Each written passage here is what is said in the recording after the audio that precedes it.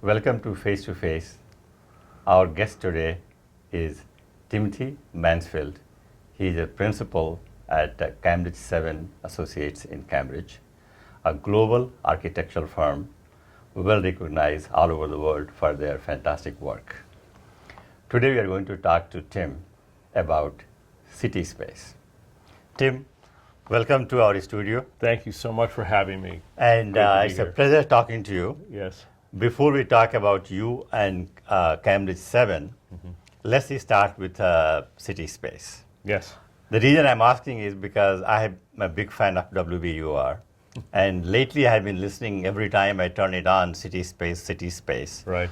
You designed CitySpace. Yes. So tell us what CitySpace is. So, first of all, it's great to talk about CitySpace. It is a wonderfully new addition to, I think, an opportunity in Boston, city of Boston, and the community to gather and share ideas. It really is the vision of the station from WBUR and Boston University to create essentially an extension of the station, which we all know so well as Boston's NPR station. Sure. WBUR is beloved by many. Absolutely. We're all members, I hope, if not. Sure.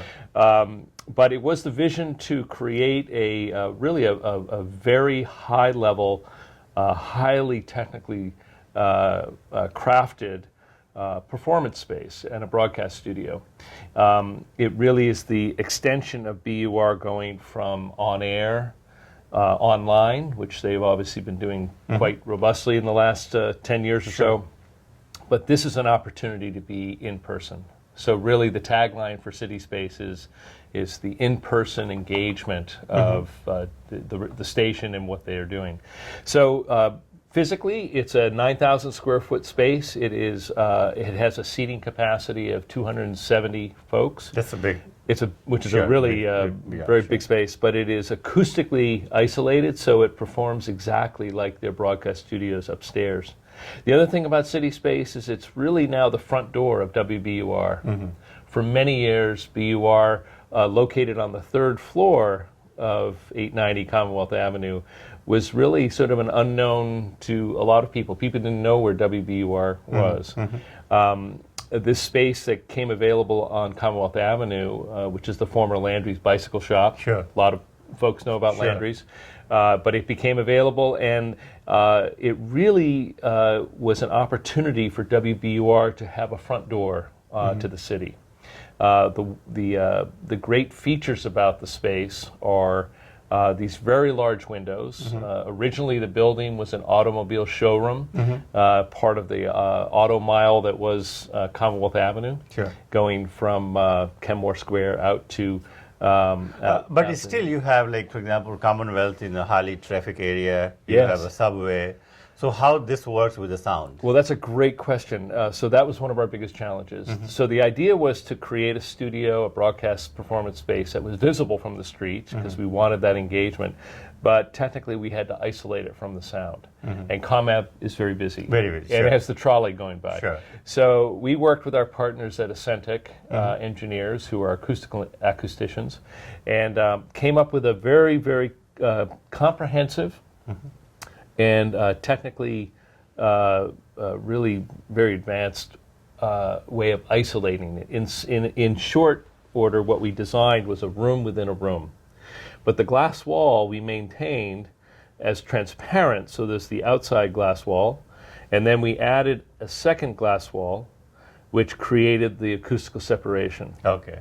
So there's no sound can penetrate in No sound can penetrate. I want to share with you one interesting story about the design process.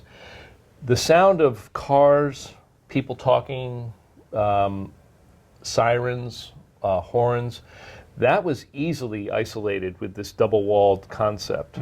The challenge that really came to bear was the trolley going down Commonwealth Avenue created a vibration in the ground. Underground, sure. And that would translate into the building. And so we did a wonderful exercise to create essentially a floating slab that was able to isolate the sound borne by that vibration. Really interesting process. So let's now talk about a little bit technology of this space. So the it's got a lot of technology. Okay, just to it's give got a lot. an overview. Right. So it is really has been designed as a broadcast studio. So it has the latest in audio technology gear, the soundboards. We have both a video control room as well as an in-space video control room. All of that control system has been connected to the mothership on the third floor. So everything that is being broadcast in CitySpace can be streamed through the main broadcast studios upstairs. So there's a main connection to upstairs on the third floor. So now you mentioned the sirens, which is very typical, in that area. So how does it have any impact on the studio on the third floor, or? Yeah, so we isolated everything. So okay. in fact, there is a floor in between CitySpace and WBUR on the third floor, which is a Boston University academic department, and we created an isolation in the ceiling by floating a ceiling underneath. So it really is like a box within a box. Yeah. So this audio technology is the latest. We also introduced the latest in video technology. We have 4K cameras that are on robotic control, so that the sound and video engineers in the video room can control all of the cameras remotely, and it allows them a great deal of flexibility. Incredible high quality video content as the 4K technology can do that now. Sure. So that really is the bridge to the streaming and online distribution of their content. Yeah. Now, my next question to you is, I also somewhere I heard or read about the sound garden. Yes. So this is it a term has been there for some time, or you guys came up with this term? Yes, sound well, we garden? came up with the idea, and it's to call it a garden is maybe a bit of a euphemism, but the idea was to, again, the vision of WBUR and the university was to extend the engagement of what was going on in the space. So we created a plaza outside of the studio, which is along the sidewalk, open to the public. We designed these beautiful arched benches and introduced speakers on the exterior so that any passerby, as they are walking along, can see very clearly into the studio, and if there's a broadcast going on, they can take a moment and sit and listen and see it. And they don't have to buy a ticket. And they don't have to buy a ticket. It's totally free. Sure. And that's really about this extension and reach to the community. Yeah. Excellent. Yeah. Now this, this is a wonderful concept of really how the media world is evolving. Yes. And this is truly an extension of the media. Yes. From as we were talking earlier after camera. Right. Now, what about this concept? I think as the media is part of every structure, every building, especially the towers and all those things, can you take this concept and apply to these office towers and big buildings? I think you can, and what we referenced earlier was that this is starting to become something very common, where media broadcast companies and corporations want to extend their brand. Sure. And the idea would be to have an opportunity of a gathering space, a meeting space, a convention type space that had that media reach. Sure. And it is something we're starting to see. We see it down in New York City. Of course, all the media outlets, the television stations in New York are doing it. But to just give you one example, maybe 20 years ago or so, when they started to put those panels in the elevators, it was very unique, Right. But since then, now, what the concept you are talking about, it is amazing that how it can really transform our real building. It can, and it not only does that through its physical space, meaning we can do that very artistically and architecturally, but technologically it can really tie into all of the latest technologies and media distribution. Excellent. Yeah. That's another good opening market for you there. Oh, it is. Well, it is. I mean, we've already been discussing that. This is a unique a project for CambridgeSeven. We've never done a project exactly like this before, but we brought to bear a lot of our experience designing museums, designing media for museums, designing gathering spaces for college and university work. So all of that portfolio that we have, we use that experience to bring to CitySpace. So now, how long it took from the day you started to talk to WBUR to really fully open this? All in, it took us about a 3-year process. So it took us about a year and a half or so for design, and then about a year to do the construction. So I know your answer. It may be no, but I'm going to ask you anyway. Yeah. Any idea you can give us about the cost? So the cost of the project was a little higher per square foot than one would expect for a space like this, like a theater or performance space, and that was really driven by the technology and the expense of the isolation, the acoustical isolation. Yeah. So I can't give you a number specifically, but it did trend a little higher than a typical theater or performance space. Yeah. Okay.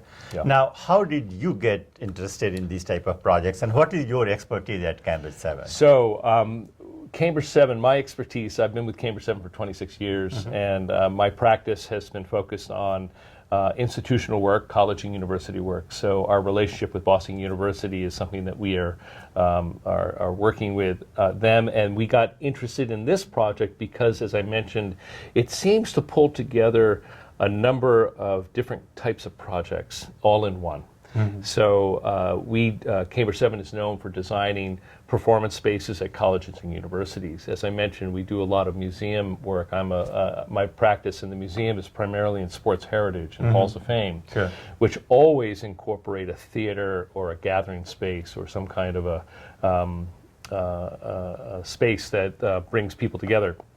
So bringing the experience from those types of projects, we were selected out of a pool of about 4 designers to do this project, and I think they recognized that CambridgeSeven had that sort of creative extra edge that was able to bring to it. Now, of course, CambridgeSeven is a brand name in this town, and you guys do work globally as well. Yes. So tell us a little bit briefly that, where the work is focused right now and what are the... Great. So CambridgeSeven, we have thank you. We have been around since 1962.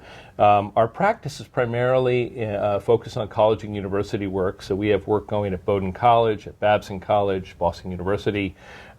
We also have a cultural practice, which is really where we were most known in terms of the museums, aquariums. CambridgeSeven is really known for being in the forefront of aquarium design, starting with the New England Aquarium in 1969. Yes, and that has extended. And then we also have a very strong, what we call a hospitality practice, hotels and restaurants. And most recently, we're doing the One Dalton Tower, which is the tallest residential tower in Boston. It's the home of the Four Seasons. And we did that in collaboration with Harry Cobb of Pay, Cobb and Freed. So we're a collaborative firm. We are creative. We do a lot of... Now, this Dalton Tower, is it under construction, right? Yes, it's almost complete. It's almost complete. Yeah, okay, sure. yeah. Yes. Actually, I was there nearby, walking by last week, and I could, it's a beautifully elegant tower. I think it's going to be quite a striking addition to the skyline. Sure. But our practice is global. We work all around the world. Our aquariums are found all around the world. Our university work is found around the world. And I think what we are proud of is that we have this collaborative nature in our DNA, and we love to collaborate with our clients. And I think CitySpace was really a collaboration of WBUR and BU and CambridgeSeven and our partners. Lee Kennedy was the general contractor. They did a great job collaborating with us. There were some unique elements of CitySpace. We designed a very interesting perforated metal panel, which works as an acoustical system for the interior of the building. And interestingly, I'll tell you a little design idea is that the graphic design in the perforated panel, when you see this design, is actually a visualization of an engineer saying, "Welcome to the Levine Broadcast Center." So we found the Levine Broadcast Center is the name of the building, and CitySpace is part of the Levine Broadcast Center. And so we had the engineer speak that into a microphone.